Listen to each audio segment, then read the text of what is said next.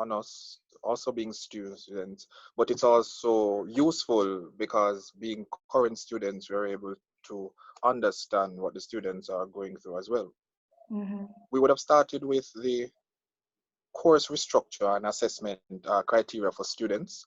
This would have been facilitated by the guild president and the faculty representatives. So there were a lot of meetings, and the faculty representatives are participating in the discourses that would have ensured that the course restructure did not put any student at a disadvantage, disenfranchise anybody. It took into account specific learning styles as much as best as possible.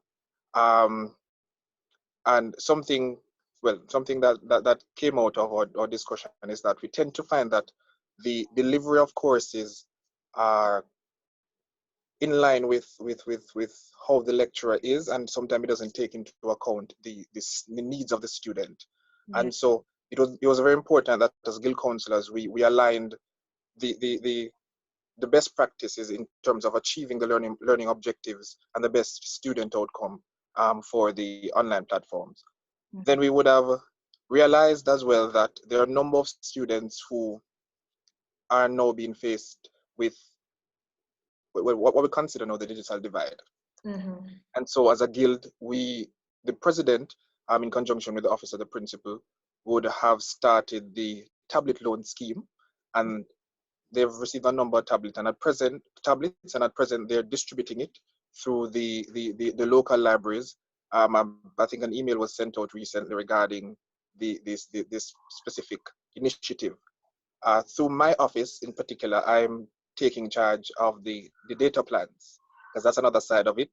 And we've started to issue it. So in conjunction with the faculty representatives, the hall chairs, we're trying as best to assist as many students who have the challenge of not being able to afford data plans or internet, the cost for the monthly plans for the internet connection.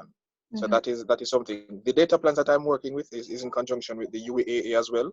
So they're very instrumental in this entire process. I'm also working with the UA Alumni Association to secure laptops, which is another side of the entire devices for students. So that is something that is being sorted out now. And once it's final, then the students will start to benefit from it. The guild offers as well financial assistance. We do it twice per year, once in semester one and once in semester two.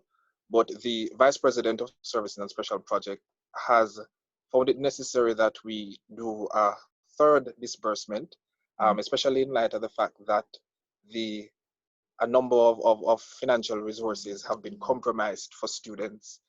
The ways that they would pay for their tuition, their hall fees, because some of them do have outstanding balances as well. To meet that requirement to sit their exams in June, the guild is coordinating with its affiliates in an effort to raise funds so we can support students in terms of their their their eligibility to sit exams.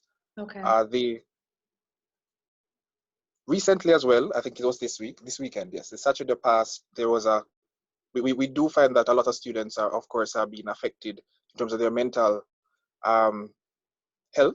It's a very hard process adjusting to online learning. And so there was a session as well with the counseling unit, chaplain, and a few other individuals this past weekend to provide some insight as to how students can navigate the period and protect, of course, their mental health. And an initiative to come up under the Public Relations Officer's portfolio is something that has to deal with exercising, because it's very important as well.